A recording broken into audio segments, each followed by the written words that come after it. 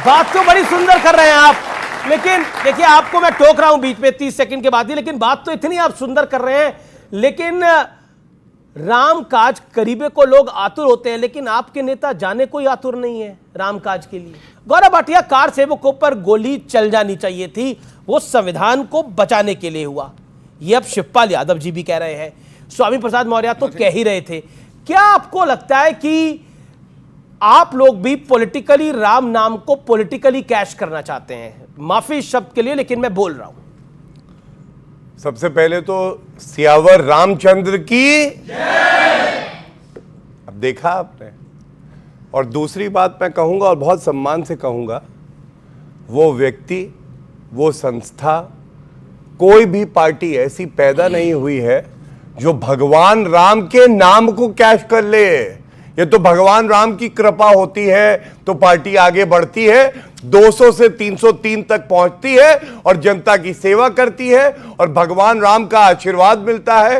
नरेंद्र मोदी जी 2 बार प्रधानमंत्री बने हैं, तीसरी बार भी वही बनेंगे, भगवान राम का आशीर्वाद। अब याद करिए, वो मैं तस्वीर लेके आया हूं, 2 भाई थे, नाम था राम और शरद कोठारी बंधु।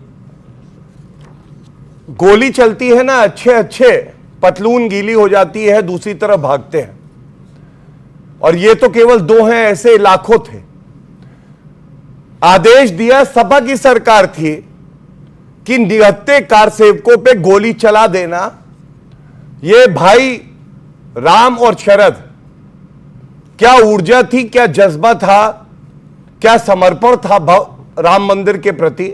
ये आगे बढ़ते रहे, गोली लगी माथे पे, गोली लगी सीने पे, और ये अयोध्या में लोग कह रहे हैं, जब वो गिरे तो उन्होंने सबसे पहले बोला, मेरा जीवन धन्य हो गया क्योंकि भगवान राम ने मुझे भेजा ही था भव्य राम मंदिर बनाने के लिए। ये जो इंतजार है ना 550 साल का, ये एक और बड़ा संदेश देता है। तलवारों से इतिहास नहीं लिखा जाता है, सहिष्णु होना, अडिग होना, अटल होना। एक बार अगर कोई लक्ष्य देख लिया तो उसको प्राप्त करके चाहे जीवन ही क्यों ना देना पड़े, यह सुनिश्चित करना कि स्वर्णिम युग आएगा, भारत आगे बढ़ेगा। यह किसी ने किया है तो हिंदुओं ने किया है, मुझे गर्व है इस बात का कि मैं हिंदू। देखिए, सकारात्मक चर्चा हो रही थी और यहां पे आचार्य जी हैं, आज ये मंच मिला है तो एक बात और कहूंगा, कांग्रेस पार्टी का डीएनए जो है वो हिंदू विरोधी है, हिंदू आतंकवादी। अरे जिसने आज तक किसी चींटी को नहीं मारा उसको आतंकवादी बुला दिया तुमने। लड़के लड़कियां छेड़ने मंदिर में जाते हैं, क्या किसी की हिम्मत है? और बुरा लगेगा लेकिन कहना चाहता हूं, कोई कह सकता है कि लड़के जालीदार टोपी लगा के मस्जिद में जाते हैं और उसके बाद लड़कियां छेड़ते हैं? नहीं कह पाएगा। ये हिंदुओं को प्रताड़ित करने की बात है। जी, और खड़गे जी ने कहा, ये मोदी जी अगर दोबारा आएंगे तो सनातन धर्म जो है वो मजबूत हो जाएगा। मैं आज इतना कहूंगा, इनके अंदर जो हिंदुत्व है, हिंदू की ताकत है, और ये जान गए हैं कि भारत में भगवान राम कण कण में है। मैं प्रणाम करता हूं कि कांग्रेस पार्टी में रहते हुए ये जज्बा इनमें है। ये बहुत बड़ी बात है। नहीं, ये बहुत बड़ी बात आपने कह दी। अब मैं राजकुमार भाटी के पास आता हूं। राजकुमार भाटी, उदयनिधि स्टालिन कहते हैं, इंडिया अलायंस के पार्टनर हैं, हम मस्जिद तोड़कर बनाए गए मंदिर के समर्थन में कभी खड़े नहीं हो सकते। शिवपाल यादव कहते हैं जो गोली चली थी वो बिल्कुल ठीक चली थी, संविधान को बचाने के लिए चली थी और सरयू को लाल कर दिया गया था। क्या आपको लगता है कि बार बार राम भक्तों पर गोली चलाने की बात को अभी भी बोलना, क्या आपको लगता नहीं है जख्मों को कुरेदना है? अगर आप राम मंदिर के न्योते को अस्वीकार कर रहे हो तो यह बोलने की आवश्यकता क्या है?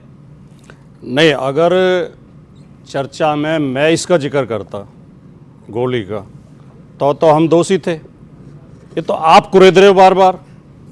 आप 2 बार कह चुके, बीजेपी के प्रवक्ता ने भी इसका जिक्र किया। शिवपाल यादव का बयान है सर। जब नहीं, उनसे किसी ने पूछा होगा। अब इस डिबेट में जब आप मुझसे पूछोगे तो मुझे जवाब देना पड़ेगा, वरना हमारा तो एक ही स्टैंड है जी। राम बहुत बड़े हैं इन चीजों से। आपने शुरू में कहा तो गोली क्यों चलाई? अब वही तो बात आ गई, आप गोली से आगे नहीं बढ़ना चाहते। आप गोली पे ही केंद्रित करना, फिर हमसे कहते हो गोली का जिक्र बार बार क्यों नहीं, आप करते हो? गोली को जस्टिफाई कर रहे हो सर। गोली चलना, राम भक्ति दोनों अलग अलग चीज हैं। कैसे? राम भक्त पे तो गोली चली थी। गोली चली थी देश के संविधान की रक्षा के लिए, देश के कानून की रक्षा के लिए, जी। सुप्रीम कोर्ट के आदेश की रक्षा के लिए। और यह किसी भी सरकार का दायित्व बनता है, वो संविधान की शपथ लेती है। भारतीय जनता पार्टी की सरकार ने राजस्थान में 72 हिंदुओं को गोलियों से भून दिया था आंदोलन में, जो गुर्जर आंदोलन में। हरियाणा में जाट आंदोलन में 11 जाटों को गोलियों से भून दिया था। आप जो हमारे विरोधी हैं, चाहे वो राजनीतिक पार्टियों में और चाहे मीडिया में है, वो बार बार कहते हैं सरयू का पानी लाल हो गया था, सरयू का पानी लाल हो गया था। इतना बढ़ा चढ़ा के पेश करते हैं और हमें खलनायक की तरह पेश करते हैं। पहली बात, मुख्यमंत्री, कभी कोई मुख्यमंत्री गोली चलाने का आदेश नहीं देता है। संविधान में उसका यह अधिकार ही नहीं है। गोली चलाने का आदेश मौके पर मजिस्ट्रेट और पुलिस कप्तान देते हैं। बिल्कुल सही। पहली बात। दूसरी बात, जी जी जी, 14 लोगों की मौत हुई थी अयोध्या में, 2 लोगों की बाद में अस्पताल में हो गई थी। 16 के अलावा 17वां नाम आज तक कोई नहीं दे पाया। झूठ आप कितना ही बोलो, लेकिन दुर्भाग्य क्या है, जो अपराध कर रहे थे, जो कानून तोड़ रहे थे, उन्हें तो महिमा मंडित किया जाता है, और जो कानून की रक्षा के लिए खड़े थे उनको खलनायक बताया जाता है। क्या किसी पुलिस वाले पर मुकदमा चला?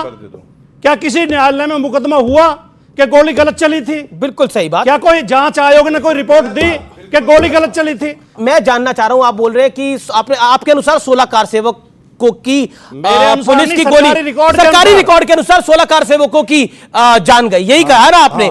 लेकिन मुझे बताइए कितने पुलिस कर्मियों को घायल हुए थे तब जब कार सेवकों पे गोली चलानी पड़ी? लॉ एंड ऑर्डर का मामला था, आपने बोला डीएम फैसला लेता है, प्रशासन फैसला लेता है, पुलिस फैसला लेती है। तो स्वर्गीय मुलायम सिंह यादव जी ने क्यों कहा मुसलमानों तुम्हारे लिए मैं गोली चलवा सकता था, कार सेवकों को मरवा सकता था, इससे ज्यादा और मैं क्या करता? यह सफाई उन्हें क्यों देनी पड़ी थी? इतिहास में कई सारी चीजें दर्ज है राजकुमार भाटी जी, इसलिए अगर आप कई बातें बोलेंगे तो बहुत सी बातें आगे भी आएंगी। जवाब आप जवाब करें। आईएएस और आईपीएस राज्य के नौकर होते हैं, राज्य के कर्मचारी होते हैं जी। वो किसी पार्टी के या किसी मुख्यमंत्री के, किसी प्रधानमंत्री के कर्मचारी नहीं होते हैं। उन्हें पूरी पावर होती है कि वो क्या निर्णय लेंगे। उस समय जो मौके पर मजिस्ट्रेट और आईएएस और आईपीएस तैनात थे, और जो फोर्स, जिस फोर्स ने निर्णय लिया था, क्या किसी के खिलाफ भारत के किसी न्यायालय में मुकदमा दर्ज हुआ? अगर उन्होंने गलत काम किया था, ठीक है, तो उन पर मुकदमा चलने चाहिए। सुनिए आप जी, थोड़ा सुनिए। मुकदमा दर्ज हुआ कल्याण सिंह के ऊपर, सुप्रीम कोर्ट ने सजा दी कल्याण सिंह को। कोर्ट में खड़े हुए आडवाणी जी, मुरली मनोहर जोशी, विनय कटियार, उमा भारती, रितंबरा, जो भारत के कानून के दोषी हैं, जो भारत के कानून के अभियुक्त हैं, जो भारत के कानून को तोड़ने वाले हैं। शिवपाल यादव का बयान आ रहा था, 3 दशक के बाद कह रहे थे हमने गोली चलाई, ठीक किया क्योंकि संविधान की रक्षा करी है। और यह मुलायम सिंह यादव जी से बड़ा नेता आज तक सभा में पैदा नहीं हुआ। 27 साल बाद उनका बयान लेके आया हूं, कहते हैं कार सेवकों पे और गोली चलानी पड़ती और कार सेवकों को मारना पड़ता तो मार देता।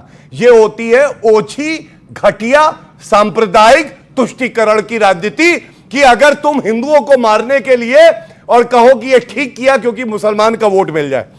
अखिलेश यादव को न्योता आया, अमीर जी न्योता आया, ये हिंदुओं का दिल है, बड़ा है, कहता है कि अगर पापी ने पाप किए धो ले।